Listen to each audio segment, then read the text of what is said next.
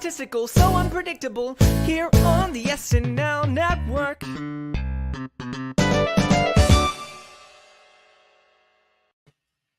Yes, hello everybody, and welcome on into the Saturday Night Network here on this Monday evening, recapping the Megan Thee Stallion episode of Saturday Night Live, season 48, episode 3. This is the show where we talk about our favorite sketches from the week, break down why that host was booked, how the episode will be remembered in the long run, and then look forward to the next. We also got MVP results coming up in a little bit, but I am very excited for this show on this Monday because we have three people on the podcast who we have not heard from in season 48 yet, and they're some of my favorite people that I got to talk to last season. So great show ahead of you. So let me introduce our panelists that we have here tonight, and thanks for everybody in the chat for joining us as well. I'll start off with the wonderful Morgan Killoren. Morgan, how are you? Hello, everybody. I'm so excited to be back for another season. Can't wait to dive deeper into the episode, but I'm good over here. Great. It's great to hear from you, Morgan. Looking forward to getting your thoughts on the episode. I know there are some sketches that you're very excited to talk about, so we will get into them shortly. And then also joining us tonight is the great Gabby Forbes-Bennett. Gabby, how are you doing? I'm great. I'm very excited to be here. I have my season 47 jumper on. I guess that'll be easier to do. And an accidental staging of my box set of 30 Rock because it was just around, so I just left it there. That's awesome. Yeah, and I love it when you come with the gear. That season 47 sweatshirt seems to be like a really great uniform for the podcast. So glad to have you on, Gabby. Looking forward to talking to you about this episode. And then, of course, I believe it was almost 2 years ago when Sammy Kay joined us on the podcast for the first time to talk about the Issa Rae episode. And look at where we've come, Sammy. So great to get to talk to you. And year number 3, Sammy Kay, how are you doing? Year number 3, let's do it. I'm doing great, John. As John Higgins from Please Don't Destroy would say, I've been feeling fuego, and I'm excited for 2 years on the podcast, and I must be doing something right. Yeah, when you said fuego, I was like, nah. Yeah, I don't know about that one, but yes, excited for you to get to talk to you. I know you also have a super fan takeover coming up next Monday, so we'll talk at the end of the podcast and preview that for next Monday. But yeah, we are here. We made it through the first, trio of episodes. So we had Miles Teller, Brendan Gleeson, and Megan Thee Stallion, and now I think we can start to evaluate what this season is beginning to look like just a little bit. Though I believe all 3 episodes felt distinct and unique in their own ways. So let's talk through the decision to book Megan Thee Stallion before we even get to the episode itself. And for me, this was the big headliner when I saw the announcements being made. I think Miles Teller seemed like a very solid choice, a very safe choice for the first episode. Brendan Gleeson was obviously the big unknown, but Megan Thee Stallion was the huge name that was booked for this. She has millions of followers all around the world. They're, the hotties, her posse. And, there's so much Meg love out there that, this seemed like a natural fit, let alone the fact that she was previously a musical guest on the show. And it seems like, from everything I heard, the people at SNL were very excited to have her on the show. So Morgan, what was your reaction when you heard that Megan Thee Stallion was going to host Saturday Night Live? I personally was really excited for her. And I think usually performers do really well in that role, and she has so much personality that I bet we'll talk about more throughout the conversation. But I was excited to see her actually live in the sketches, but also doing musical and just perform. So I was excited. Yeah. Gabby, what about you? Are you a fan of Megan Thee Stallion before, Saturday night? Yeah, so I obviously knew who she was, and I'm not a big listener of her music, but she'll pop up every once in a while on social media, and she seems to have a really great energy. And so when I saw the announcement, my first thought was, okay, I'm glad that SNL is, continuing this trend of appealing to younger audiences and trying to get those viewers. And I also thought that it would be a good way of seeing, I guess, the duality of her, because everyone knows, Meg Thee Stallion. But I think with her latest album, Traumazine, she really wanted to showcase, the more sensitive side of herself as well. And I thought that this would be a good opportunity to see that play out. Yeah, that's really interesting, and I think that that's the question that the bookers must be asking themselves when they decide to go ahead and book somebody like Meg Thee Stallion. You know, when they're talking about somebody who doesn't necessarily put themselves out there in this sense, like in a sketch comedy sense. It's like, can we take this person from a different walk of life and see if they translate well to sketch comedy? Is can they show that sensitive side? Can they show more about them on the show? And I think that we're going to answer that question as we talk through some of the sketches from tonight. So, Sammy, would love to hear from you. I know you're a pretty big music fan, and I know you know Meg Thee Stallion well, and must have seen her recently in She-Hulk. So, how did you feel when you saw that she was going to be hosting Saturday Night Live? Yeah, no, I was very excited when they first announced, the three hosts for the beginning of the season. Kind of like we were saying, definitely like the biggest get, the biggest star, the person with the biggest pull, and SNL's recent trend of getting the Marvel people in. The moment she had this summer with She-Hulk was like, it was like one of those like internet breaking moments where people loved it, internet trolls hated it, but it caused a reaction. So obviously, that is something that probably added to the booking as well. And I'm always really interested to see how people who don't come from like an acting or comedy background are able to kind of hang in the sketch comedy world. It's really like the opportunity, obviously, for anyone coming in to host SNL who isn't like a former cast member. It's really like, can they hang? It's a sink or swim sort of thing. And I think she was able to hang in this episode, and I'm excited to kind of dive into all of that. Yeah, so I thought that is a very fascinating question when you think about this episode in particular, because for me, after watching it, my question going in, like Sammy said, was, would Meg Thee Stallion hang with Saturday Night Live, and would it feel like natural for her to fit into these sketches? And I think she fit with the way that the sketches ended up turning out, because I really felt like they wrote this episode in her tone. I believe that it was Anthony on Saturday night said that it was every sketch felt like Megan Thee Stallion, like a trademark sketch for her. This was the Megan Thee Stallion sketch show almost on Saturday night, which isn't a bad thing, right? I mean, that's the way that I think if you go back to the 70s and you watch those first few years and you watch some of the episodes, the tone of the episode often really felt like the way that the host was brought in and how they were branded. It was like a Paul Simon episode or a Steve Martin episode. That's what Lily Tomlin episode. That's how it felt back in the day. This really felt like a Meg Thee Stallion episode of Saturday Night Live ultimately. So I think that'll be fun when we're talking about the evaluation of the sketches, is to really talk about like, did that work or did it not? And one of the other questions, and I think this is a conversation that it's good to check in on every single year, because last year when Billie Eilish did it and Lizzo did it, we had that conversation. A couple years ago, we had it with Adele. So let's talk about, the decision to go double duty with Megan Thee Stallion, which is something that they didn't have to do, but they did. She ends up performing twice in the show. She's in 8 other sketches. It's a huge night. Morgan, when you see that someone's booked for double duty, and we're going to get it again in a couple of weeks with Jack Harlow, how do you feel about that? Or do you prefer 2 headliners to be a part of the show? I mean, that's a tough question, because I think it all depends on like who it is, like who the host is, who the musical guest is, but then also like who could be fit to do both. And I think that Megan was a really good choice to do both, because like we've talked about, she has such personality, performer. She's very like hot right now. And so I think that they wanted to showcase someone that's going to like put on that show and just like mesh in with everyone. And I think someone in the comments said like that she really met everyone in the middle. And I kind of agree with that, but I also think that like she kind of just like felt how it was in the moment and just like kind of just gave it her all in the musical performance, but also in the sketches. So I was happy that she was doing double duty for sure. And it kind of made the show just flow really nicely. But yeah, I enjoyed that. Yeah, Gabby, I mean, we've had a ton of double duty hosts over the decades, but is that something that you like to see, or you prefer 2 separate headliners? Like Morgan, I think it kind of depends. With Megan, I feel like she's such a big personality that it kind of makes sense for her to do double duty.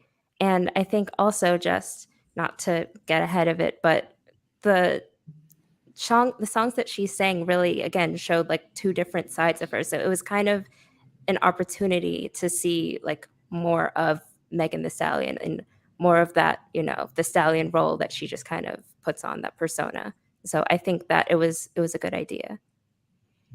Sammy, what about you? What do you think?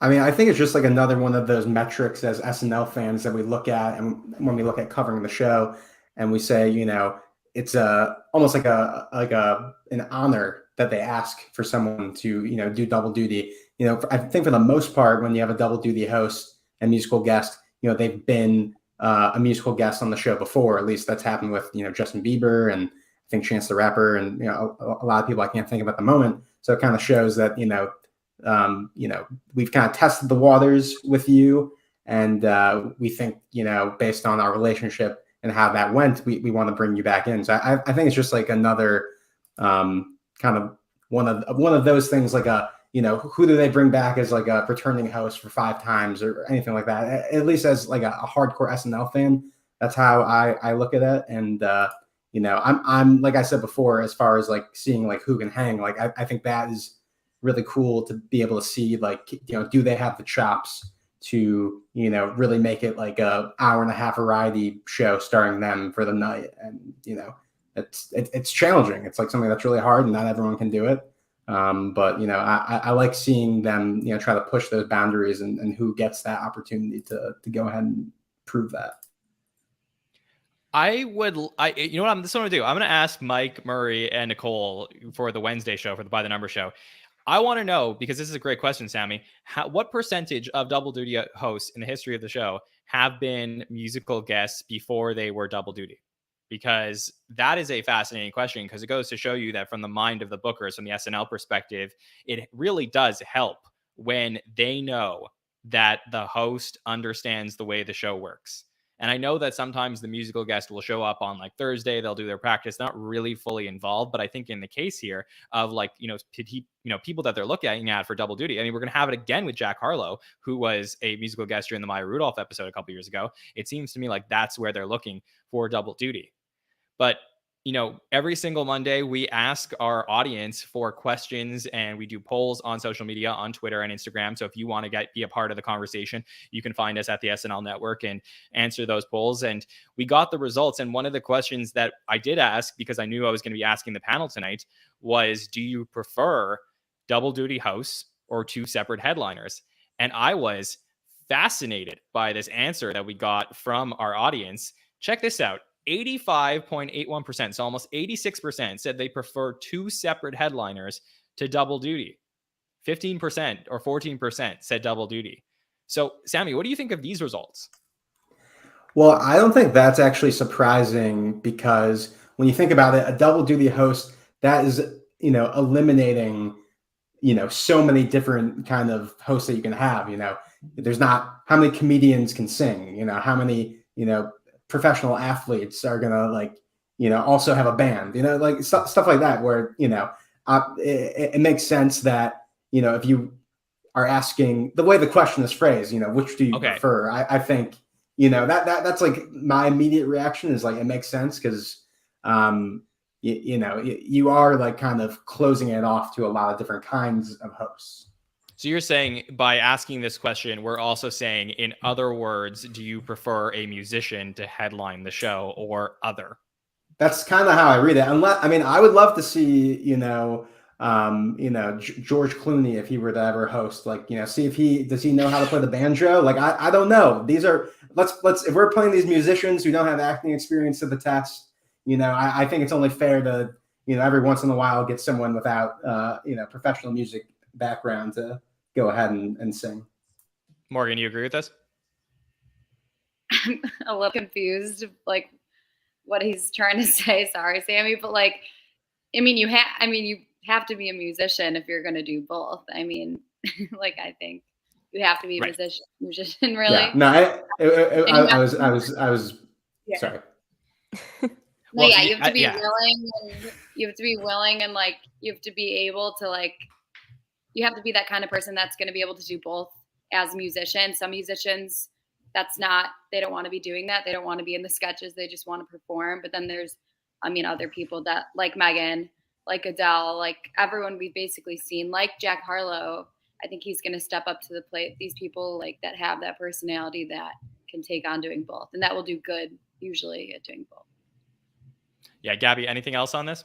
Yeah, I think to Sammy's point, there are probably a lot of fans who would think that some musical guests actually don't have much musical ability. So, I mean, I would also like to see George Clooney play the banjo.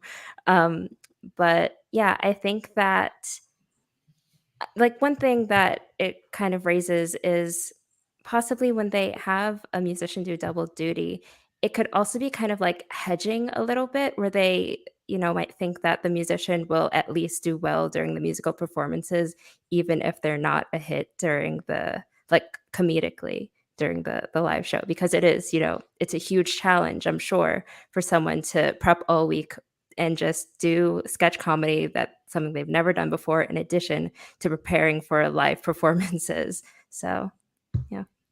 Yeah, so I think what I'd like to do, and I'm going to make note of this to tell Nicole for the Jack Harlow roundtable, that when we ask this in a couple of weeks, is I want to know, when a musician hosts Saturday Night Live, do you prefer them to do double duty or be the host? And I think that's probably the correct way that we want to word that to get some more information from the audience. But okay, let's talk more about this Megan Thee Stallion episode. And before we get into her part of things, we always start on Mondays with our cold open. And this time we're talking about the January 6th hearings and the committee. And we get to see Kenan Thompson open things up as Benny Thompson and introduces the other representatives who are sitting there and different cast members.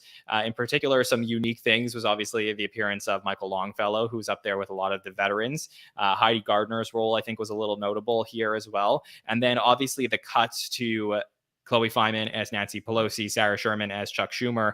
JAJ does do Trump in this one as well. But I think my biggest takeaway from the January 6th committee, there were parts that I liked, which we'll talk about more than others, but it was the takeover of roles that I think was really fascinating for this particular cold open. And so, Morgan, how did you feel about the January 6th committee?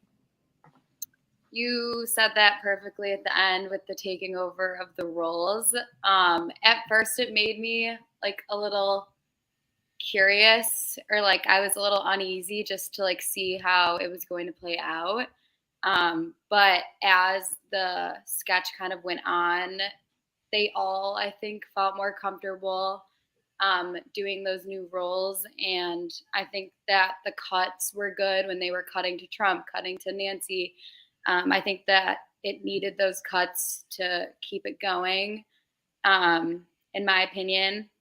It wasn't my favorite cold open that we've seen this season yet. But I think that they did well with like casting everybody to who they were portraying. And I really enjoyed Sarah and Chloe getting to do that little bit together. Yeah, and let me be clear, Sarah and Chloe in this one, I think, was brilliant, and I think like had the makings of an amazing cold open, just the two of them. But I want to get Gabby and Sammy in with their opinion before I continue to talk about that. So Gabby, what did you think of our cold open this week? Yeah, I agree that Sarah and Chloe were the highlights for me. It's really interesting seeing how new cast members take on like roles where they're impersonating real life people, because even though, different members will act as the same person, they bring a different, like, it's a different personality to it. And so I don't know, I feel like I would love to see Chuck Schumer and Nancy Pelosi just kind of duo. But yeah, I like treats. I liked that. It was silly, and so I appreciated it. Yes, that was a very weird aside. Yeah, by the I way, don't know why they included that, but that was very, very odd. I don't know why. Colin Jost and I believe Will Steven did the cold open for this week. So, Sammy, what did you think of our January 6th committee cold open?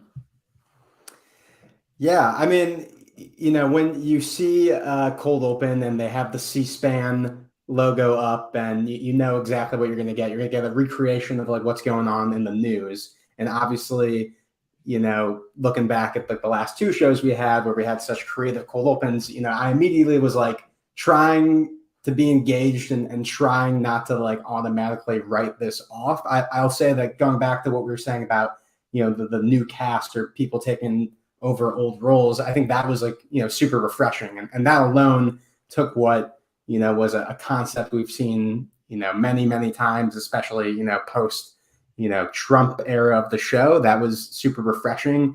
Highlights being, my boy Michael Longfellow as Adam Schiff, saying he has like the smile from Smile. I thought that was funny for like a quick bit.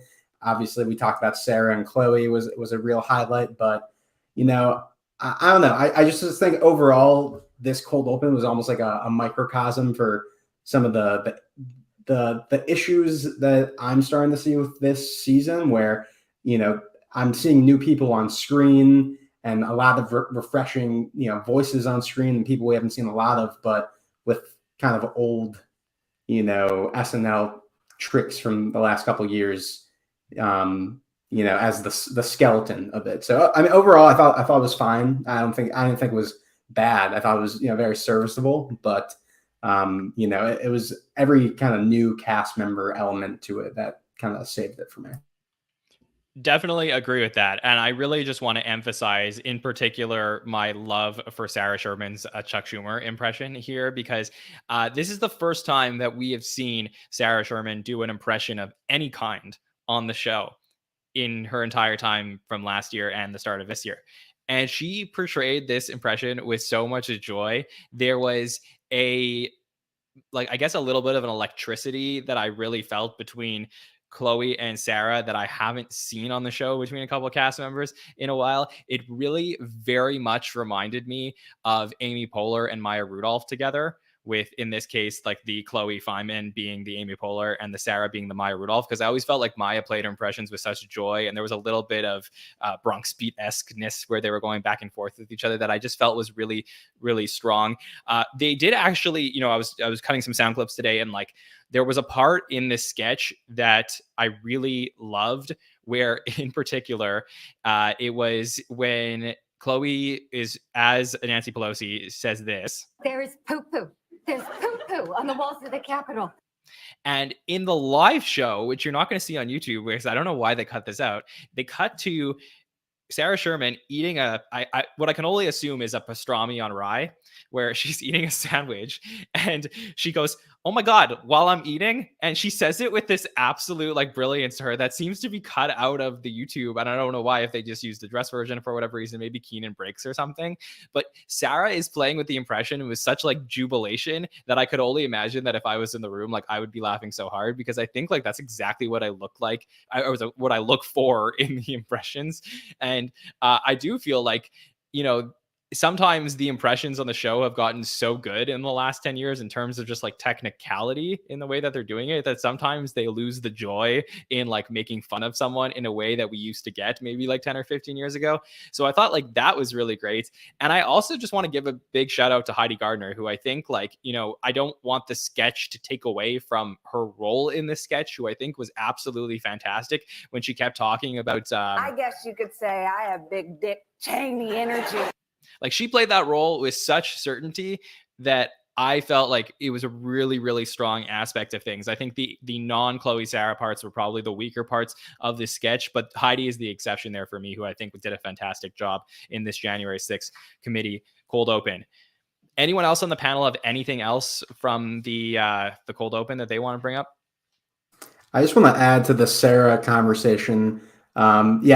Agreed. Like I was incredibly impressed with her. We've all been kind of talking about, what's a political impression she has in her bag. What's something that could kind of get her in a cold open? Because obviously, stats wise, she's been, in a lot of, 10-for-1 sketches and stuff like that. And to, kind of fill in the shoes of somebody who had recently left, Alex Moffat, who, I thought his Chuck Schumer was great. Like he was definitely, whenever we were doing these kind of, cold opens in the last couple of seasons, seeing him pop up was great. So the fact that like right off the bat, she's able to come fill in, what I would consider to be big shoes and totally knock it out of the park was, super impressive to me. Yeah. And I also see our friend Nick in the chat says that she did a Chucky impression last year. And yes, a Chucky, but not Chucky Schumer, not the one that we wanted with the political impression here. And I'm very excited to see what else she can do in terms of involving her in the politics. Because I think like that's what we want from SNL is like, they're never going to get away from politics, but we just want them to be more silly when it comes to politics, because life is way too serious and we turn to SNL for our silliness. So I think that that's my hope as we start to head towards the midterms, because I would have to assume we're probably going to get more political cold opens coming up in I was gonna say January, in November. Okay. Let's talk about the other sketches from the night that we want to talk about involving Meg Thee Stallion. So, Morgan, I'm going to head over to you. What is the sketch that you would like to talk about? I want to discuss the I Got Brought pre-tape. Okay. And why is that? Okay. So, I mean, I feel like I love when they do these pre-tapes, but I like when they're very relatable. Like sometimes they're just like too far-fetched or like out of the ordinary, but like this one was one of those relatable ones, and where the song could get like stuck in your head, or it's very like memorable. But I feel like everybody's been in a situation where like you have a friend or a family member, someone that doesn't know the other people in the group and that you bring along, and then the other people do that as well. And then you're hanging with your friends, and then those people are just stuck with each other. And it's like, what do we even talk about? And like, why are we even here? And I thought that they just portrayed that really well. And I mean, Meg is unreal at like, you know, rapping and singing. And she got that little bit in there that really flowed. And I just thought Bowen was hilarious in it as well. But yeah, I just love the relatability in that. And I think it was a strong pre-tape. I think it was one of the strongest that we've seen so far over the course of these 3 episodes. I agree. I love the pre-tapes that we got from this episode, and we're going to be talking about all of them throughout the episode today. But starting with We Got Brought. So this is a sketch that does feature Bowen Yang and Heidi Gardner, who are friends, Phil and Alexis, Ego and Devin, who are a couple, and then Megan and Punky, who are sisters. And the 6 of them do go out together, and it's Heidi and Devin and Punky, who all know each other well, and then Bowen, Ego, and Meg are all left alone to talk to each other, and we get the awkward nature of the conversation and the different things that they try and think of to talk about. So, Gabby, how do you feel about We Got Brought? Yeah, it was like looking into a mirror, honestly. I was just at a wedding a couple of weeks ago, and that's exactly how it felt at the bride's table, with all of, you know, the people. The only connection we have is knowing the bride, and we're just like eating dinner around each other, trying to think of conversation to have. I feel like I was just grasping at straws. Like I should have led with Megan's "What's your trauma?" Yeah, I line have to that just one get the here for you, Gabby. conversation going. What's y'all trauma? Yeah. Great opener. But yeah, I really enjoyed it. I feel like it's the perfect level of like secondhand embarrassment that I can experience, because it was so relatable. I felt like I was just there with them and I didn't even know them, which made it even more uncomfortable. But yeah. Yeah. And some people in the chat are talking about this, and I did see this online as well. I do want to give credit to our friend Andrew Dick, who was, I believe, the first one that I saw bring this up. But there was some debate about like, hey, this is a good pre-tape, but should this have been a live sketch? Because the concept was really strong, right? Like imagine you walk into like a restaurant and then the 3 people are left alone, and it's the like, just the escalation of like, oh my God, what am I going to say to this person? It sort of feels like that would be a live sketch, but they turned it into this rap video anyway. So was the vehicle right? Like, I think that's an interesting thing to evaluate here. Sammy, how do you feel about the We Got Brought pre-tape? Yeah, I also saw that conversation online, and that got me kind of thinking about that as well. I say overall, I enjoyed it. The music video sketches, the ones that I find to be like really successful, are when the song itself too gets really stuck in my head. And I don't feel like this one did that. I think as I was watching it, definitely a lot of good kind of joke punchlines, like the what's y'all's trauma was really funny. Talking about how there's been only 25 deaths at Disneyland, like great delivery by Bowen. I will say one part of the song that I've been like singing to myself the last couple of days is like Bowen going, where are our friends? Where have they gone? Like that was like very funny. But yeah, I mean, as far as like the vehicle for the sketch, this did make me nostalgic for the Chris Red and Pete Davidson music video sketches. Obviously, that's already kind of during this. What'd you say? I said you're already nostalgic for them. Yeah, right. I guess so. It reminds us of the transitional year The good old as days, the last good May. the good old days. I mean, last May Pete was barely in the second half of the That's true. season. That is true. So it's been a while. But no, I mean, uh, but it goes back to that question of like, should this have been a live sketch? Do we need to fill this void of the music video pre-tape? I do understand. When you have someone like Megan Thee Stallion in the building, that's kind of like the first thing you think of is like, all right, what's like some sort of music video we can do? These are all the concepts we have for sketches, and what is something that we can kind of easily translate to a music video. So I think for this one it was fine to do, but I kind of understand the question of whether or not it would be better served in a different package. Yeah, so this sort of reminded me. I was trying to think of like situations in my life where I've experienced something like this, because it seems like everybody across the board said this was a relatable concept.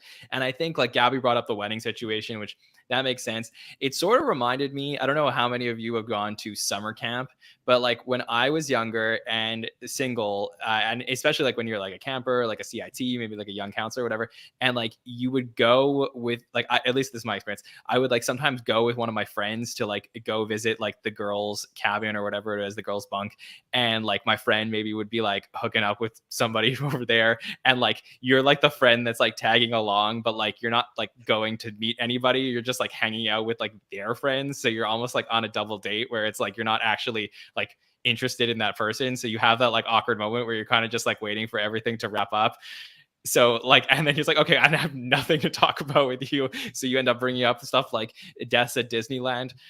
Sammy, I know you went to camp. Did you ever have this experience?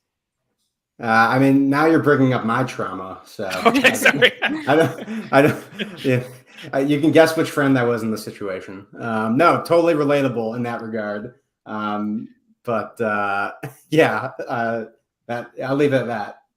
Okay, got it. Gabby, do you ever go to summer camp? Do you ever experience that? Not exactly, I will say, but thank you for sharing your experience You're welcome. and You're bringing welcome. this to our attention. Yeah, exactly. What's Like, y'all's trauma? yeah, that's it. Maury, what about you? Were you a summer camp person? No, yeah. When you were talking about this, I was thinking like you have those like camp friends, and then when you go home, you like mesh your camp friends with your like school friends or whatever, and then they're the ones that got brought. So like that's happened to me before. But yeah, that's funny. Yeah.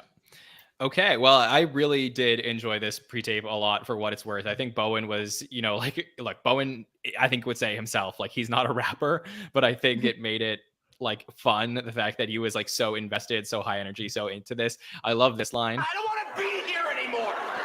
Just like the passion that he said that, I think was so great. So I think this was really fun. I also kind of like, for a rap video, I think they subverted our expectations a little bit in this, which made it even better, which was that like Meg leaves partway through. Like you expect like it's going to be like Meg is going to jump back in for the chorus, but it's really like sort of about the tandem of like Bowen and Ego in it. And Megan is just there as like an accessory to it, which I think actually kind of made this fun. Like they made it more what I was talking about at the beginning of the show, which was like, this felt like an SNL sketch that Megan was in, as opposed to like the Megan sketch show, which I think we got for a lot of this episode. So I think that's why I, in particular, enjoyed that pre-tape.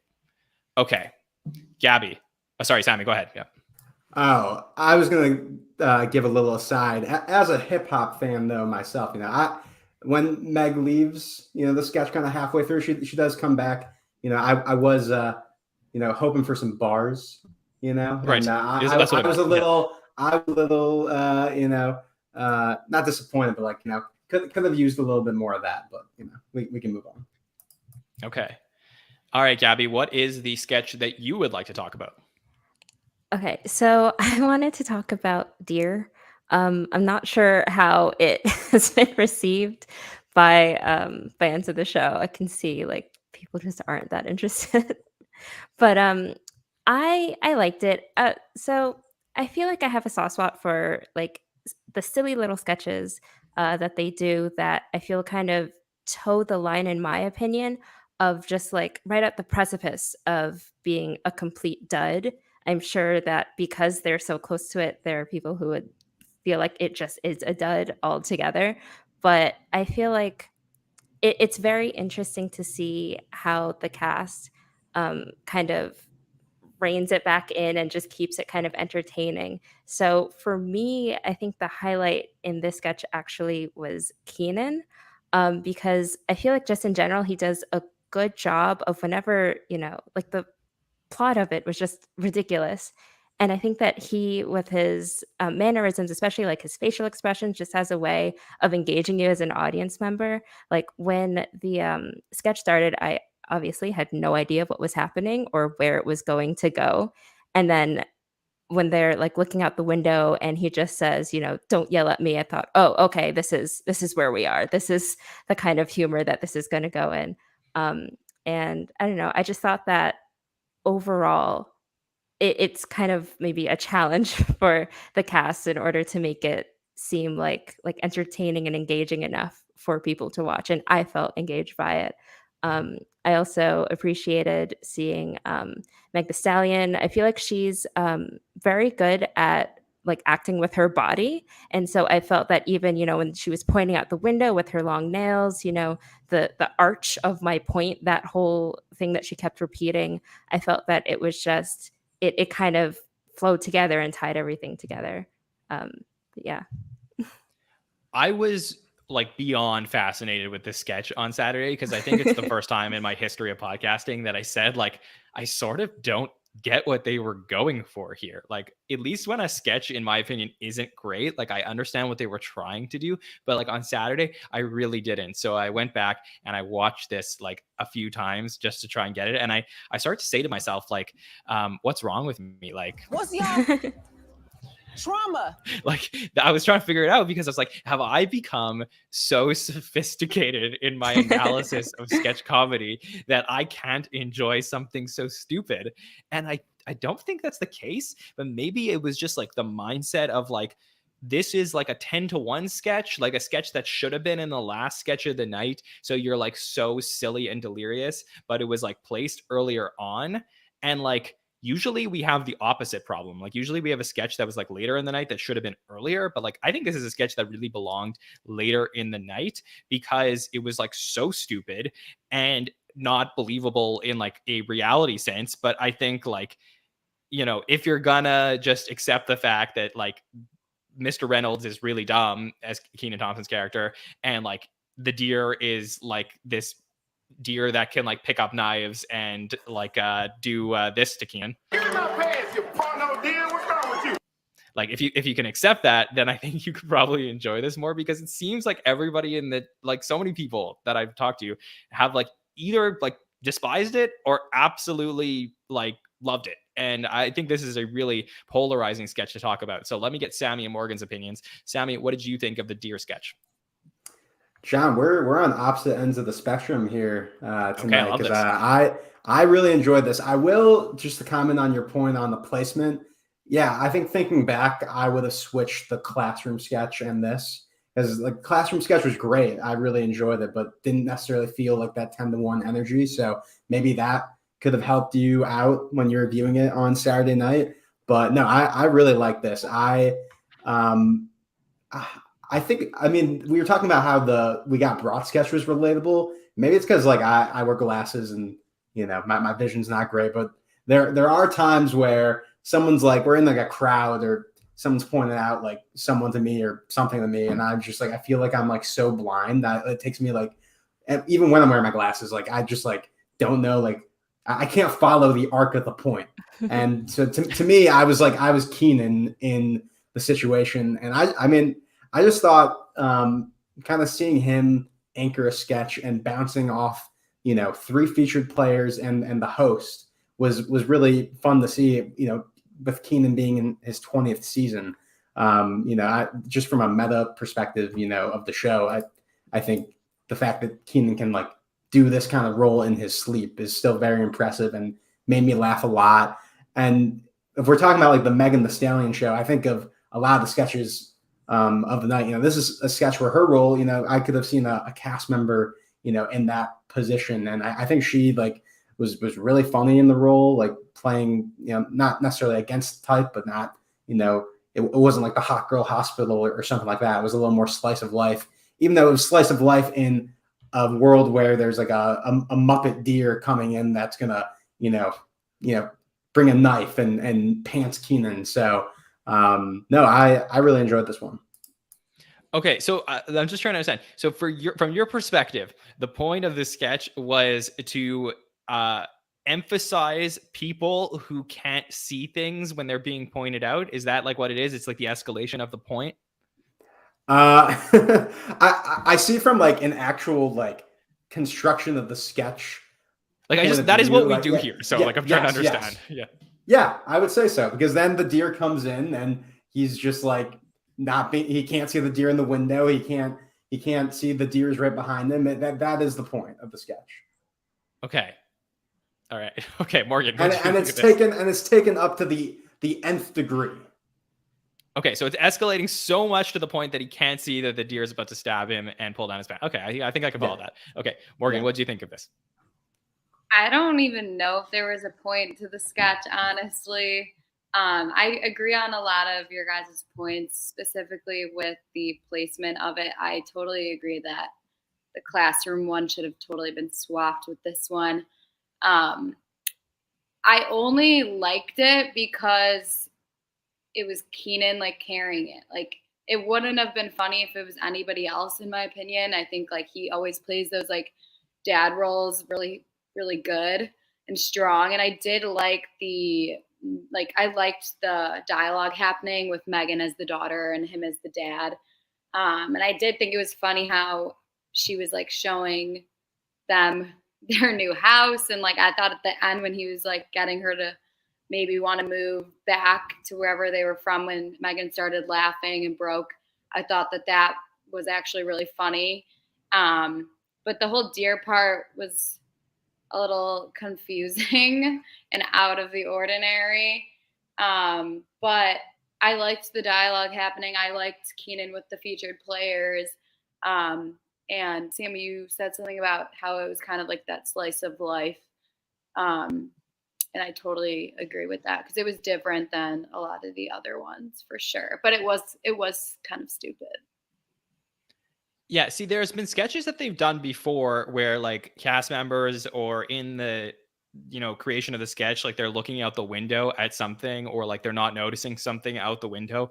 I think in particular about like a Kristen Wiig, I'm going to say, hosted episode where there was a Thanksgiving parade and she's like playing one of the floats that like comes by the window and stuff like that. There's that one. I believe there's also, if I remember correctly, a hotel sketch where like they see like the ocean and they see like things that like appear underwater and stuff like that. I think that those are sketches that I think there's something there. Had there been, I think for me, like, again, I know I'm overanalyzing this, and there's listeners who love this sketch who are going to be like, John, you are so annoying because the sketch was just silly and it should have been just evaluated as a silly sketch. And I'm cool. I like silly humor. I like ridiculous. Like Will Forte is my favorite cast member. Like I totally get that. But I'm just saying, like, I wonder if the sketch would have worked better for me had it been like, okay, now there's no longer a deer outside the window. Now there's like something else even more ridiculous. And I think they were getting there with the bunny rabbit on the deer, but then they like stopped and now the deer was in the house. So it almost like was sending like cross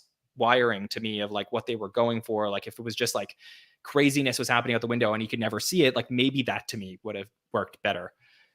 Any thoughts on there? I feel like you're putting more thought into it than they thought the audience would put into it. Yes. Okay. Yes. And thank you. Our friend Matt in the chat says Underwater Hotel from the Peter Dinklage show and S41. Yeah, that's the one I was thinking about as well. So yeah, I think, Gabby, I agree with you. I think if you like be there for the ride, Okay. What's going to happen next? Who knows? Yes, for sure. I don't want to be that guy. Like, I really don't. Like, so I apologize to our audience. Like, I don't want to be that guy that doesn't enjoy things when they're given to me like the way that I want. But I just, maybe I'm become this person that overanalyzes everything. So I guess we'll see. Okay. Anyways, moving on from the deer over to Sammy for his sketch that he wants to talk about. Yeah, I mean, by popular demand, the Please Don't Destroy boys are back in the writer's room and in their office. This is their sketch Wellness. was good to see the boys back in the office. I did really enjoy the Brendan Gleeson pre-tape, but if it ain't broke, don't fix it. So I really enjoyed this one. If you guys need a refresher, they're all talking about different wellness things they're doing in their lives, Martin's talking about how he's got like a new smoothie regimen for his pre-workout, and he's putting chocolate syrup and ice cream, and it's basically a milkshake, and it's just kind of going on and on of these like kind of ridiculous wellness activities that they're doing that are not really wellness activities. And yeah, I don't know. I mean, to me, like Please Don't Destroy is just like in these pre-tapes, it's just like a great joke machine. Just like they have obviously they come from TikTok, and that's where they made their bread and butter before they joined the show. And they're really good at this like very kinetic energy sort of pacing, and they're just throwing joke and after joke after joke for you. But now that they've been on the show for a year, I think like what I really noticed in this particular piece was, not only is their writing, like really strong, but I think like as performers, they're all developing to be like really, really like funny and dynamic. I think like going into their time on SNL, just based on like, their TikTok videos, I think, is it Ben, the one who has the red hair? I think that's his name. Yeah. So I feel like a lot of people, saw him as like, maybe the one that had the most potential to be a cast member and, the most, range or whatever comedic timing. But in this sketch, I mean, I thought Martin was like hilarious. Like he is maybe becoming my favorite Please Don't Destroy boy. Like he's got like just the way he kind of has like this vocal inflections and like facial expressions like in the sketch when he's delivering stuff like the line about like the cigarette fitness gym membership and stuff like that. I don't know. To me, like this was all really funny. So.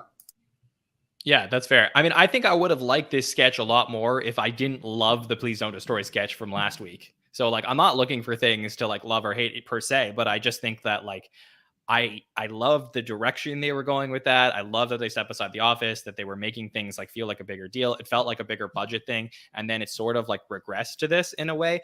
And I think that it's like, okay, if they're going to do like both of these things, that's fine. I guess I'll adjust my expectations, but it sort of feels like whenever they're in the office doing these like three back and forths, the three of them, it does feel very much like the beginning stuff that we saw from them, like right at the beginning of last year. And it sort of feels repetitive in the sense of like Deep Thoughts by Jack Handey, like which was something that we saw like a lot throughout the 80s and 90s, which was, a writer on SNL who would write just like a 1 minute, 30-second sketch that would show up, and it would be like Deep Thoughts, and it would be like a very funny one-liner. And like, it sort of feels just like similar style, similar tone, different subject. So if I knew that that's what we were getting from Please Don't Destroy, I'm like, okay, I could evaluate it as is, but I'm also evaluating it in comparison to what I saw literally a week ago, which I absolutely loved. And it's like, to me, I think Please Don't Destroy would even say that they love the Brendan Gleeson one more than this one, because like it felt like a real like big moment. And then this one felt like back to what they were doing last year. Not that I have anything necessarily against it, because I think there were elements that were interesting. Morgan, how do you feel about the wellness sketch we got from Please Don't Destroy? Like when I think of Please Don't Destroy now, I do think of them in the writer's room and them three. So when I saw the one last week, I like basically thought that was like a pre-tape almost. Like it didn't feel like Please Don't Destroy to me. I personally, like when they're in the writer's room, I think that it is like a good break kind of from the show. I don't like when they do a Please Don't Destroy every episode. I like how they kind of do it like randomly or every other episode. But I did like seeing them back in the writer's room, even though like they're, like it's just them and it's them doing what they do best, which is like them writing and them doing comedy, just them three. And I love how the camera just like flashes to each one of them. It's quick, it's funny, short. So I like that cadence of it. So I was excited to see that again. I didn't like love the theme of it, like the wellness and how like it wasn't wellness. I don't know. Kind of thought that was a little stupid.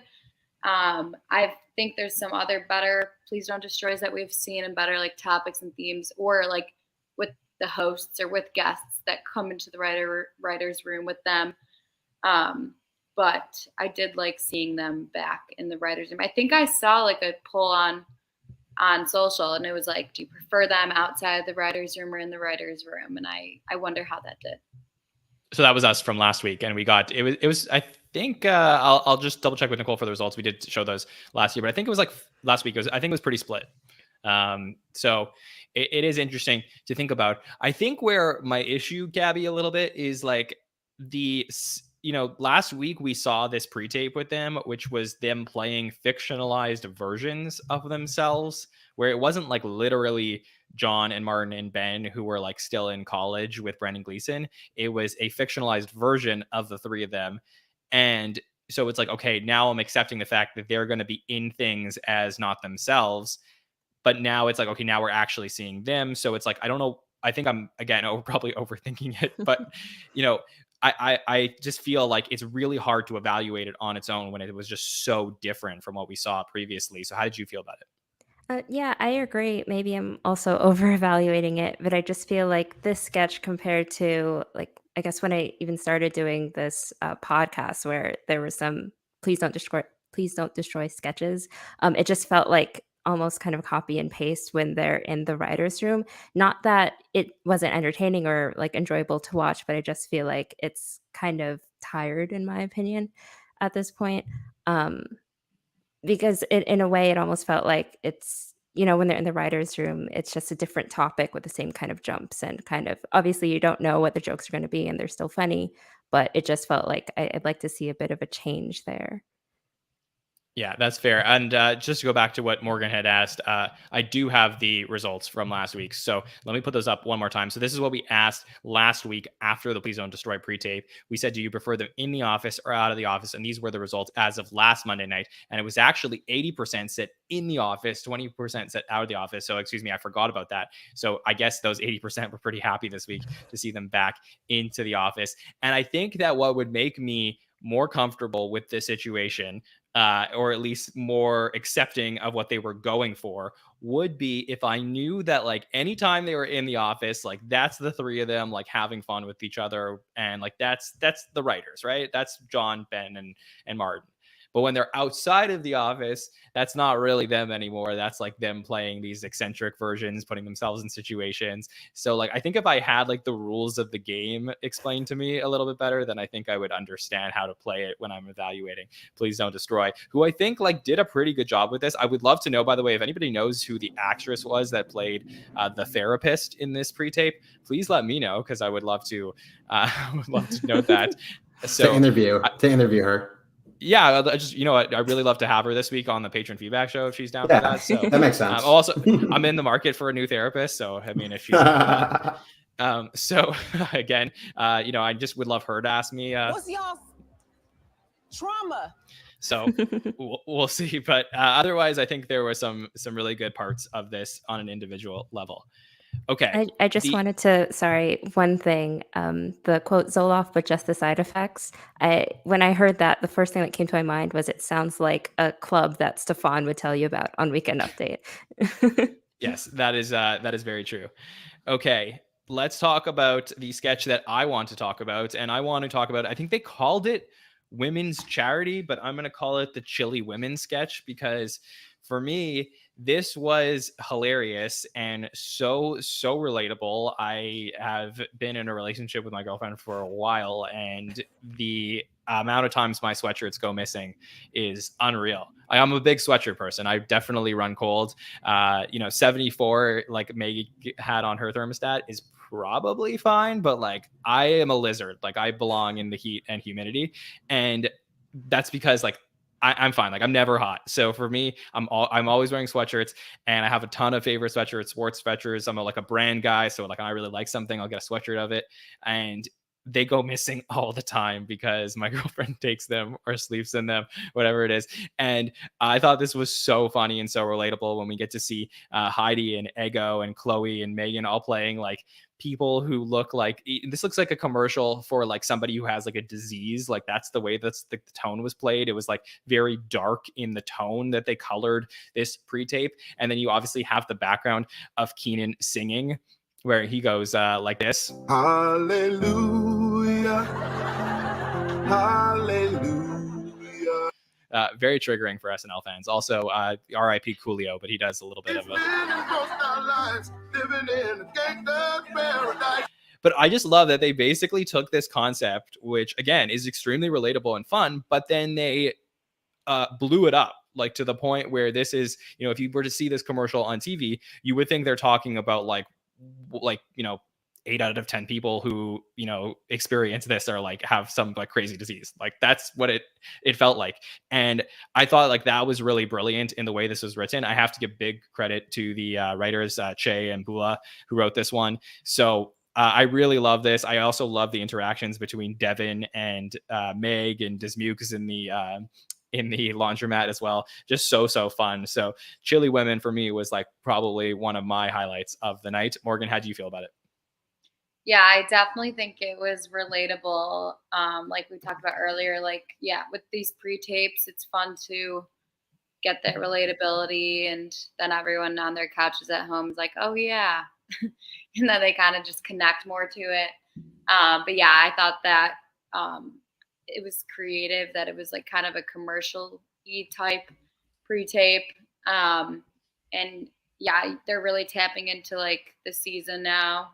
End of October, cold sweater season, which is fun. But yeah, I liked everyone's role in this and how relatable that it was also. And Keenan singing always is great. Morgan, are you a sweatshirt stealer? I'm wearing my own right now.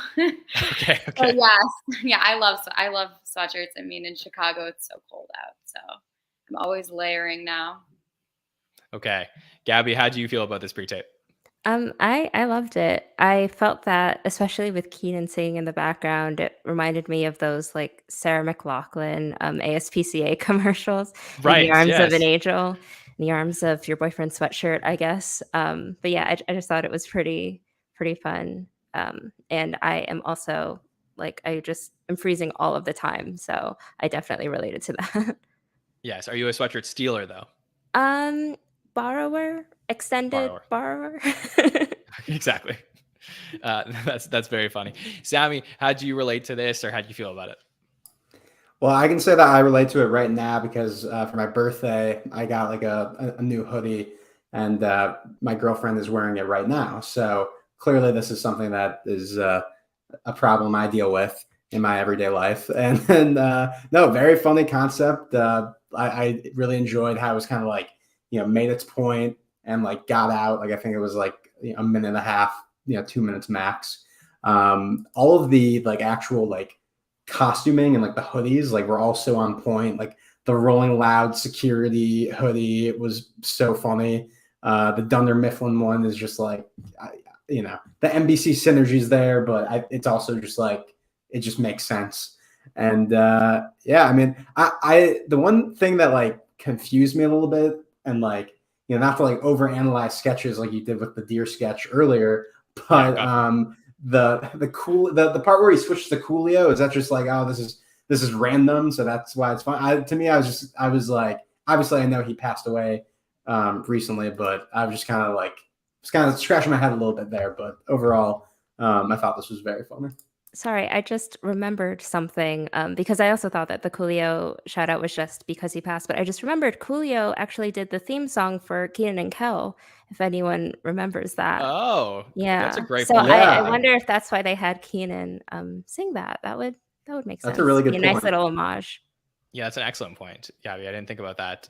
Yeah, I think that the sweatshirts that they chose were really, really great. I think my number one rule when I tell Allie when she's taking my sweatshirt is I just say like, don't spill food on them, like when you're eating with the sweatshirt. Like that's my number one thing. Like I wish, wish they covered that.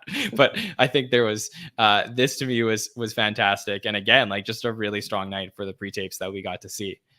Anyone else got anything on this? Okay, let's talk about other moments from the night that we just want to make sure that we cover. So Morgan, is there anything else from this episode that you really want to make sure that we talk about? I thought the Hot Girl Hospital one was funny. Okay, anything in particular you really liked about it? Well, it was one of the first ones. And they could have easily also, I feel like they could have like made this a pre-tape or something also maybe.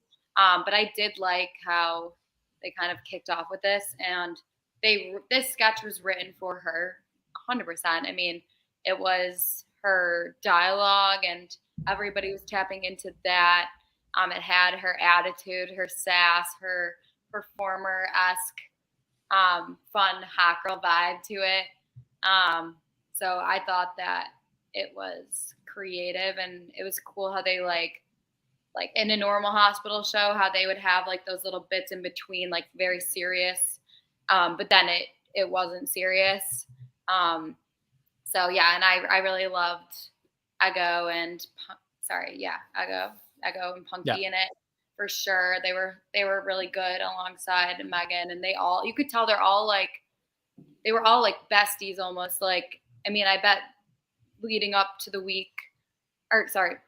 leading up to the show that week, like I bet they all bonded, and it seemed like Megan was very close with like a lot of the cast members and just gelled in, and they're all having so much fun, and you could really see that they were having fun in this. And they were really like, happy to be there and happy to be doing that. And I thought it was like a good start, and it was really fun. For sure. I agree. I don't feel comfortable reviewing this as a white guy. 5 stars. So Gabby, what do you think of it? Yeah, I loved it. I felt that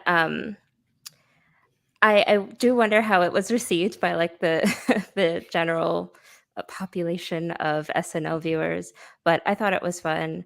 I thought that was kind of a sketch that I had to like turn off my PC goggles for and just Right. kind of sit back and enjoy the ride. Yeah, again, I think that was was it the first sketch or after the monologue? Yeah. Or yeah, okay. It really, that's when I started to pick up on like realizing that Meg Thee Stallion really can act comedically with just body movements, which I think is pretty fascinating to see, especially for someone who doesn't do sketch comedy.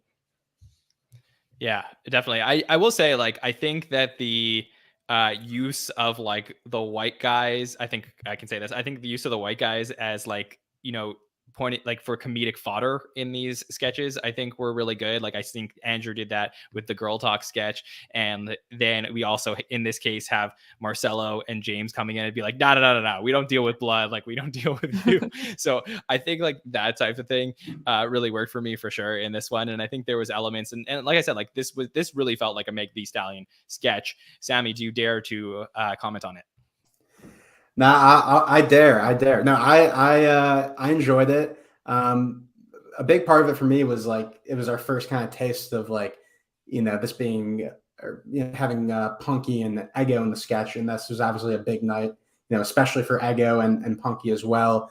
After last week not having really any screen time, so it was good to see them, right off the bat in the show. A couple funny things that I wanted to point out, the whole explanation that like Draymond Green was responsible for the hospital, like because of like community service. that was like so funny to me. Like that was really funny. Yes, I didn't even talk about that on Saturday. That was hilarious. Yeah, that was really funny. And then like another good line was like when they're dealing with like Sarah, who was like pregnant, and Devin Walker was her husband, and like they all like knew him from like the DMs, and they're like, good luck to her baby daddy, like the daddy's wearing Allbirds. Like I thought that was like so funny. So yeah, this one was like a lot of fun. And like you said, like this is like the Meg Thee Stallion show, like this is a sketch that you could like could really not only do with Megan Thee Stallion, but like this is like the type of sketch you want for her episode. So I thought this was fun. Yeah, I think so too. And I think the part where they're like, they said to Devin, they're like, Dewan, is that you? Like, you've been in our DMs. Like, I think that part for me was actually my favorite part of the entire sketch. So Devin, who had a fantastic night, and we'll talk about that, I guess, a little bit in a moment. But yeah, just an all around amazing night for Devin. Okay, Gabby, is there anything else from the episode that you want to make sure we talk about? The Miss Fink sketch, which may have been renamed to Classroom, I'm not sure. Yeah, I don't know. As soon as she starts giving that speech, I just thought, okay, this is a type of role that I've never seen before, the black white savior. I feel like it's the kind of role that like Michael Shea would try and trick Colin Jost into being in without him knowing. But I thought that it was a great twist, and I really, even though it was the final sketch of the episode, it didn't have that 10-to-1 kind of energy that we've talked about earlier in this episode. It really felt like it had a lot more weight to it, and it didn't fall flat for me at all. I really have like no notes in it. Ego was so good in this, like Yeah. just incredible acting. Like I think this is the type of sketch that you'll look at when she's no longer on the show and realize like why she's getting all these incredible roles in these movies and TV shows and stuff like that, because she's clearly hilarious, but she can also do dramatic acting as well. Like she is just a real talent on the show. And the sketch was really well written as well. Like I have to say, it's probably my favorite live sketch of the night. Sammy, did you enjoy this one? Yeah, I really did. I've missed the classroom set. I love like, it seems like there's a running theme in my life as an SNL viewer, as like a classroom sketch for the most part is gonna hit. There's something about like, being in school, and that like, I don't know, there's a lot of funny situations you can obviously mine from.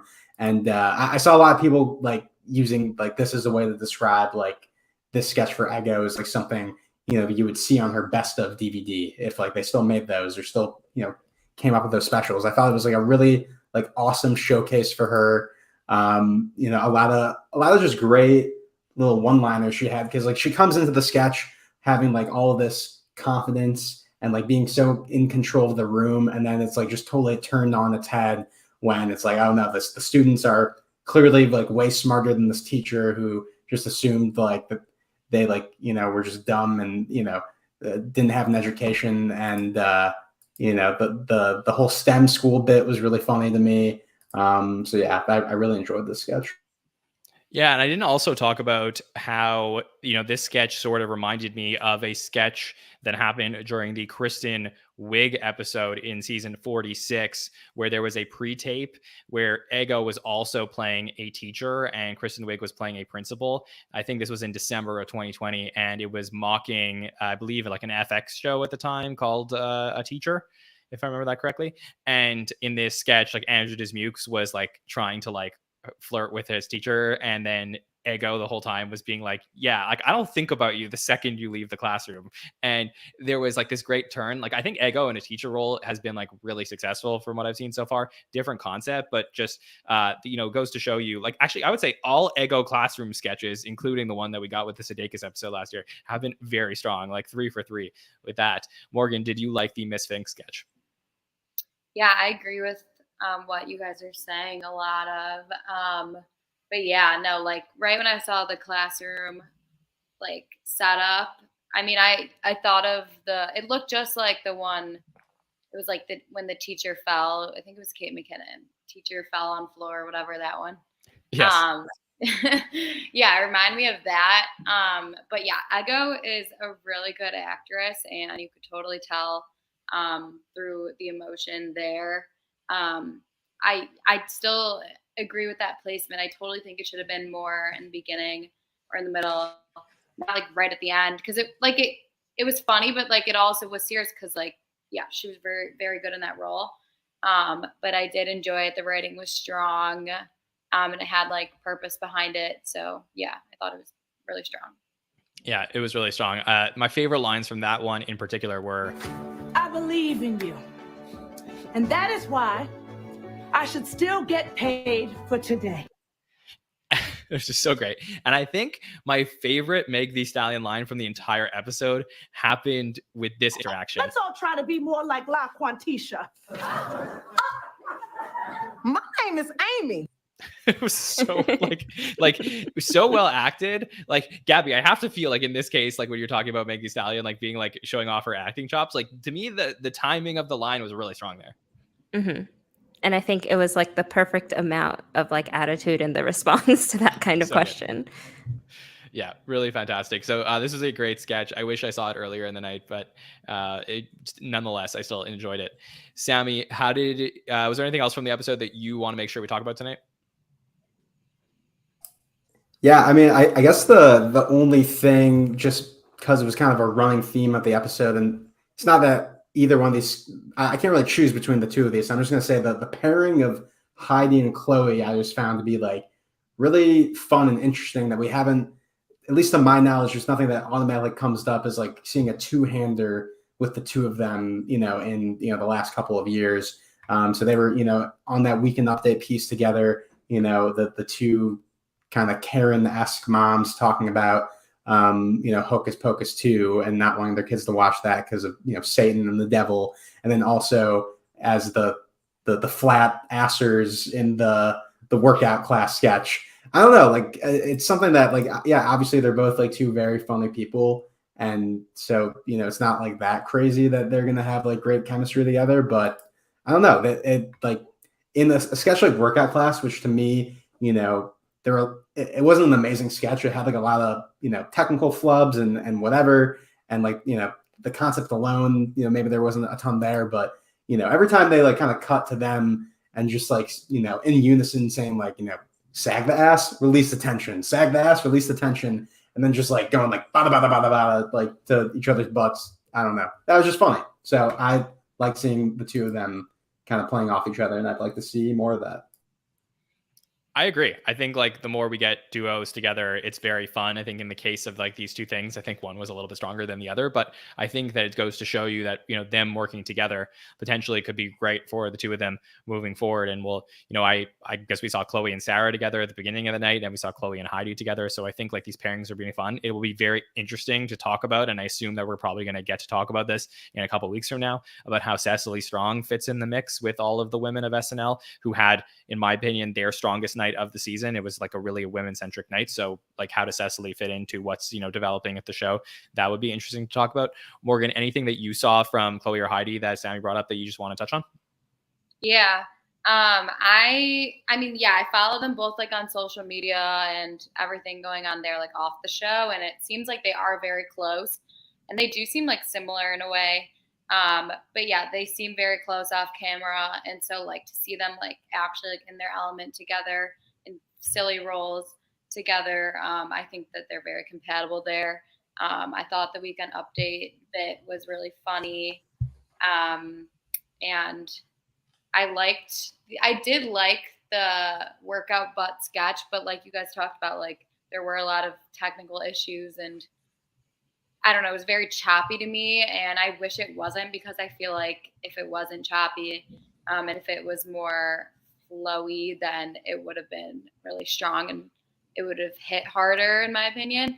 I thought the concept was funny, and to see like everyone in the workout class like was funny, but yeah, definitely some technical issues or something was going on there, but. I do like seeing them together, and yeah, it was a very women-centric night, which was fun to see. So yeah, we'll keep monitoring that dynamic throughout the season. For sure. I think that workout sketch ended up a little bit flat. Okay, Gabby, anything on the duo or any of the sketches that Sammy brought up? Yeah, I really like seeing them together. It's pretty refreshing. Also, knowing that they both wrote the workout, or co-wrote the workout sketch, as well as their appearance on Weekend Update. And so I'm kind of excited to see what else will come from their comedic minds as a duo. It seems like honestly they know how to write for each other and know what will work for them as a pair on the screen. Even though I agree that the workout sketch fell a bit flat, pun intended. I think that they were still kind of like the energy that they brought to it and their dynamic was still fun to watch. And I'd love to see them, paired up again in other sketches. For sure. And I just want to point out also Amanda saying in the chat about how they were wearing prosthetics throughout the sketch as well, because obviously, or we would assume that their butts probably weren't the way that they looked in the sketch. So I think that was very funny. I'm sure they're having a lot of fun with that as well. Okay, the other thing that I just want to bring up was Devin Walker. So I mentioned that he had a huge night. It was a huge night for the women of SNL, but a huge night for Devin as well, who, believe it or not, was in 6 sketches in this episode. He was also in a couple that were cut from this episode. So like he was written for tremendously, had a huge night, had his episode moment where he was on Weekend Updates, where I think he had a lot of fun on Weekend Update. I know people, I was curious if people felt as high on it as Marcelo and as Michael the week before that, but I thought he did a very good job. I had a lot of fun where there was this moment we had with Devin Update. Hey guys, y'all think I look like a cat caller? And we get the person in the audience yelling, yeah. Like, that's a moment I think people are always going to remember from Devin's first update piece. And, obviously, his deadpan where he's like, where are my straight boys at?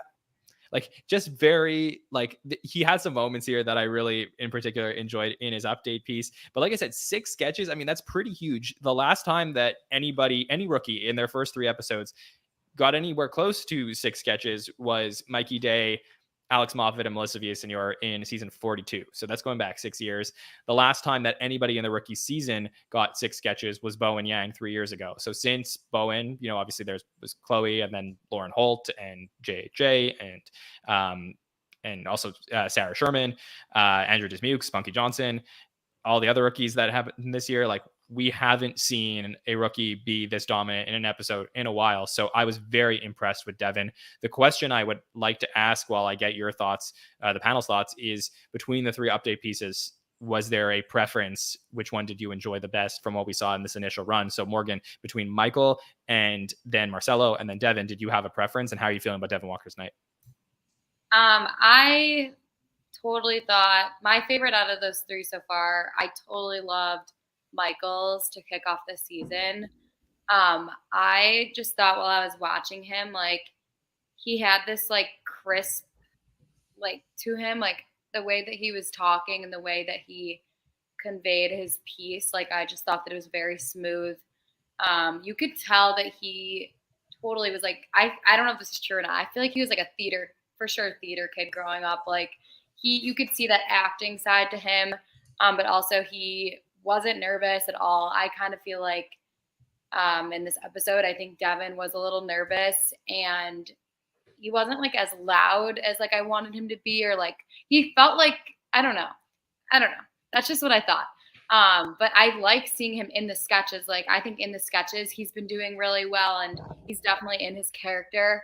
But I thought that on Weekend Update, he was very nervous and almost uncomfortable in a way. But I mean, I feel like anybody would be nervous in that situation. But I did like Michael's the best. Gabby, which one was your favorite? I think I like Devin the best, actually. I just kind of appreciated, yes, he did. I felt like it was obviously not the strongest kind of start, but I felt like he did a pretty good job, all things considering, especially when he's just there almost doing what seems to be kind of a stand-up set just for a little while, and even getting, I guess, technically a heckler in the audience, and just the way that he dealt with it. I think that it just shows that he's capable of doing it. He didn't really shy away after anything. It didn't seem that, calling out where all the straight guys in the audience and then getting completely silent. It didn't throw him at all. And so that's what I kind of appreciated about it. Definitely. Sammy, what about you? Which one was your favorite from the 3? I mean, I just think, Michael Longfellow, he had really set the bar high when he first came out in that first episode. Mikey Longs. And again, people are going to in the comments be saying he's being biased because he's on his fantasy team and whatever, blah, blah, blah, blah. But no, I genuinely his style of comedy, has just really been something that that piece itself I really enjoyed. And then, every time he's popping up in sketches and these really small roles, to me, I'm automatically all right, I feel like this guy has star quality. He's got something to him. So I do think of the 3, I'm gravitating the most to him. I do maybe want to ask you guys your opinion. Do you think it's smart of the show to be one after the other, giving all these featured players their piece? Because on the one hand, I think it is great that they're getting time, but on the other hand, I do feel like we're automatically going to the point of comparing them versus if they were to each other versus if they were more spread out, over the first couple months of the show, maybe we'd be less so doing that. So I was curious if you guys had an opinion on that. Gabby, Morgan, you want to jump in on this? I feel like at the end of the day, even if it was more spread out, we would still end up comparing them. So I feel like this kind of I don't know, speeds it up. Even though it's a bit of a double-edged sword, right? Because then they get compared more quickly, and especially I feel over the course of the season, episodes can kind of like ebb and flow in their popularity and things and their strengths and weaknesses. So I think that by having them back to back, on one hand, it's good because it allows us to kind of see what the talent like capable of doing pretty early on. But on the other hand, it kind of like are the opportunities always there for them to just kind of thrive in the episodes based off of the like surrounding script. Morgan? Yeah, I mean, I think it's like very interesting. I would love to know like the strategy behind like why they chose that order of them going on and why they wanted to do them one after the other. And yeah, like I think in the chat someone's like Molly's next. Yeah. I mean, I think it's interesting and I want to know why, and like maybe there is no strategy behind it. Maybe it's just random. But yeah, I think it is an interesting comparison. And yeah, I agree. Someone in the chat's like saying like they waited too long for someone. Yeah, Lauren. Yeah. I mean, yeah, they did wait too long. I think it's good that they're getting them out there and they're getting everyone to get to know them more and see what they can do, and why they're on the show and why they're meant to be there. And so I think that it's kind of fun that they're doing it kind of early on and back to back. But yeah, I wonder if there's some strategy. I mean, I just think it's definitely the right call as far as I'm concerned. I think, don't leave these people on the bench. I think you have to put them in the line of fire right away. And if, they fail, they learn from it. And I think, that's what you want from SNL, is to not like keep these people cold for so long to the point where they start to get disheartened or not motivated or, not really like willing to get in the game. And I think like that's unfortunately happened over the last several seasons, where there's been like one person perhaps, and of the rookies that just doesn't get that opportunity, and then it just spirals to the point where they just like don't have success on the show. And I think in the case of the three that we've seen, and hopefully Molly to come, I really think that there's an opportunity here for these cast members to be cast members for a long time. And I think a really big reason why is putting them out there to have their own moments earlier on. I think it was on Saturday, one of the panelists brought up the Bill Hader and Andy Samberg on their first episode being brought onto Weekend Update to do like an impression off. That may have been last week it was brought up, but recently on one of the podcasts, so many of them, but was brought up, and they were out there and you got to know them, got to see like the differences and stuff like that. And I think like as far as SNL is concerned, yeah, like we're going to compare, but we're going to do that no matter when that happens, as Gabby said. So, speaking of comparisons though, we did ask our audience this week which ones you prefer out of all three. And here are the answers that we got from the audience. And they said that first place, Marcelo Hernandez, coming in at 51.36% of the audience, really connected with Marcelo's update piece. 39% from episode 1 from Michael, only 9.62% for Devin. I think I enjoyed Devin's probably more than the most. And I think I'm a little bit with Gabby on this, that I really, really liked it. I really don't take fault in like any of the three of them. I think they all were like unique in their own ways. I know that's a little bit of a cop-out answer, but like I personally think that they were like all really strong, and I can't wait to have them back on the update desk. So yeah, them, and then Molly too. Want to see them on the desk. So, okay. Let's get to our MVP polls from this week. So every single week, we ask our Twitter and Instagram audience to give us their MVPs from the week. I'll just read out some statistics. So Meg was in 8 sketches, 2 performances. So really big night, 10 segments for Meg. Heidi was in 6, Ego in 6, Chloe in 6. So the women really doing well. Punky had a big night for her, compared to the last couple of weeks where she was in 4 sketches as well. Keenan was in 5. So some contenders there. Obviously, Devin, I mentioned, was in 3 sketches as well. There was a good Sarah Sherman piece, and then we had PDDs. So basically every single week we ask our audience, could be the host, could be the musical guest, could be cameos, could be anyone on the cast, who were your MVPs for the week, or who was your number 1 MVP. But I ask our panel who their top 3 was from the week, or who they think the audience's top 3 was. So Morgan, I'm going to start with you. Who do you think is the top 3 from this week? Definitely Meg, Ego, and Punky. I gotta stick with the ladies. Okay. Gabby, what about you? What are your guesses for the top 3 from the MVP results from this week? I'm guessing Ego, Meg, and Heidi. Ego, Meg, and then Heidi. Sammy, what about you? I think just to switch it up, I think the audience is going to go Ego, Heidi, Sarah. Okay. So all women chosen here for our top 3 from the week. And the answer to the results is that actually the top 5 is all women, but we will, go through the order in just a second. I'll bring that up on screen.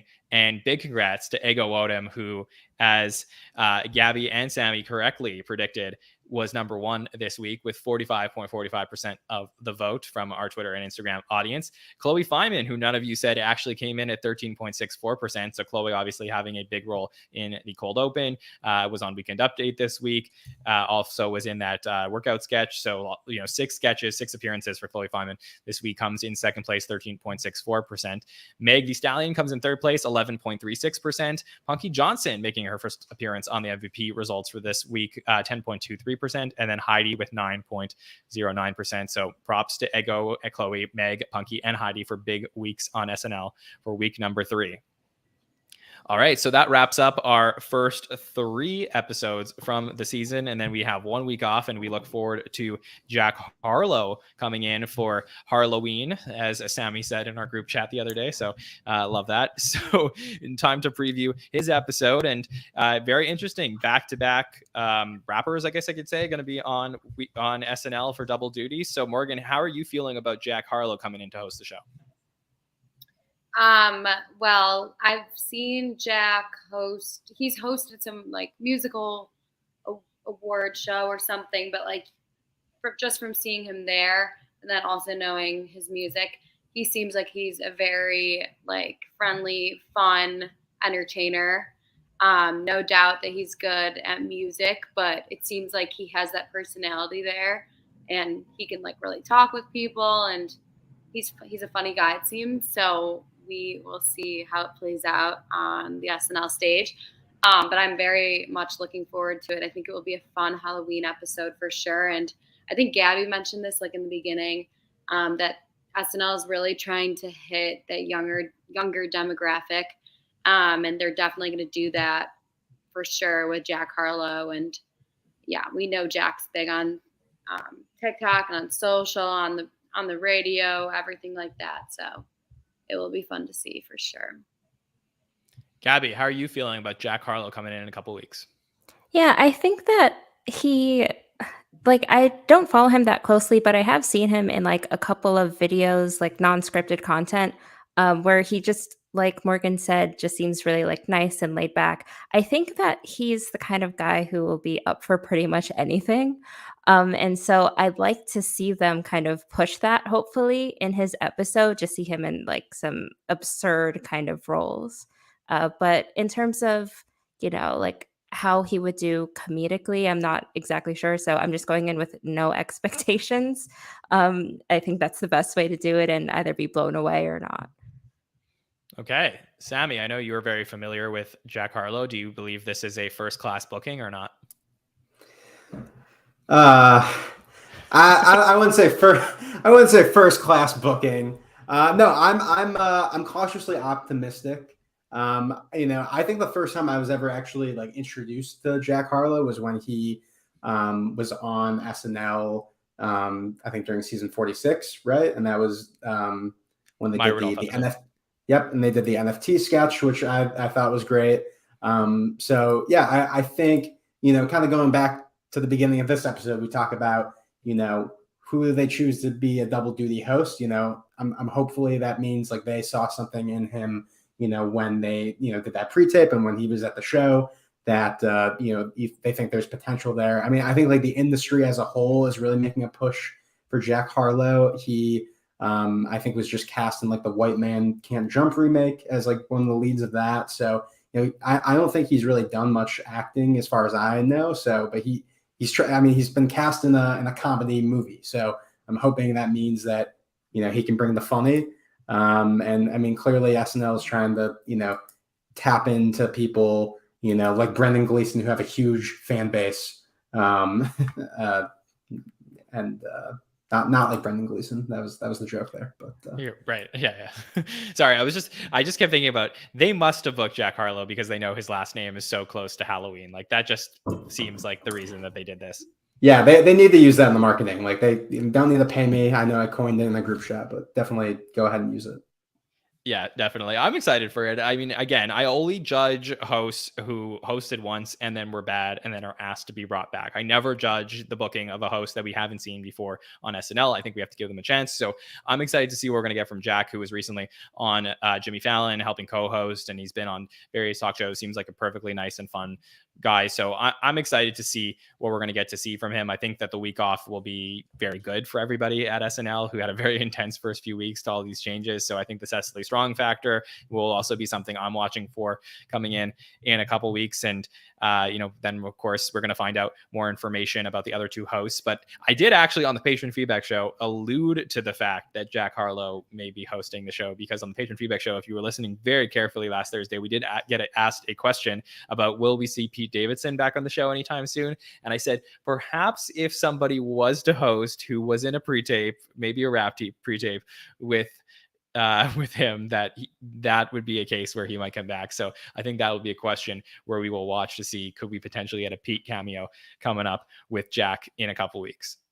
Okay, so let's talk about what is coming up here between now and that episode, which of course we'll be back for the Hot Take Show for that. But between now and then, we have two more shows to talk about the Megan Thee Stallion episode. And first up, on Wednesday night, we will be back with Nicole and Mike Murray for the By the Numbers show. And they're going to talk about all the screen time from season 48, episode 3. They're going to update the power rankings. So they will talk about the first 3 episodes and who is leading the power rankings. Then we'll also get our ratings from our patrons and any other metrics that are fun to talk about on Wednesday. On Thursday, I will be back at 6 p.m. Eastern with 2 of our patrons, Eric and Johnny, and we will be answering questions from the week and looking forward to the Jack Harlow episode. So you can always send in your questions. On Wednesday, we'll put out those forms for questions, and thanks to everybody who keeps sending in the questions week after week. The following Monday, Sammy, what are we looking for with the Superfan Takeover? Yeah, so on Monday, inspired by, people like Devin, Molly, Michael, and Marcelo, who have had such great kind of rookie seasons, we're going to be looking back at our favorite rookie moments in SNL history. So the Superfans are going to come together, and we've all made a list of some of our favorite sketches from a particular cast member's first season on the show. And then we're going to come and make a ranking of the top rookie moments of all time. So definitely come check that out. Yes, that'll be in this slot next Monday night. So can't wait to listen to that with Sammy, Bill, Haynes, and Haskell. And then, of course, the Hot Take Show will follow that on the following Saturday for the Jack Harlow episode. All right, Morgan, where can everybody check out all the things you got going on? You can find me on TikTok, Instagram, Twitter at Morgan Killoren. Awesome. Gabby, thank you for joining us tonight. Where can the listeners check out what you have going on? You can find me on Instagram at modestly_awesome. Love it. Love that handle. It's so great. Great to hear from you, Gabby, tonight. And then Sammy Kay, we did it. Back for year number 3. So excited to get to talk to you. Where can the listeners find everything you have going on? John, as always, it's been a pleasure. You guys can find me at that Sammy Kay on Twitter, Instagram, and TikTok. Yes, thank you for everybody for joining us for tonight's show. It was really fun to get to talk to the everybody in the chat and our 3 panelists for tonight. So on behalf of Morgan, Gabby, and Sammy, my name is Jon Schneider from the Saturday Night Network. We will see you next time, everybody. Have a good one.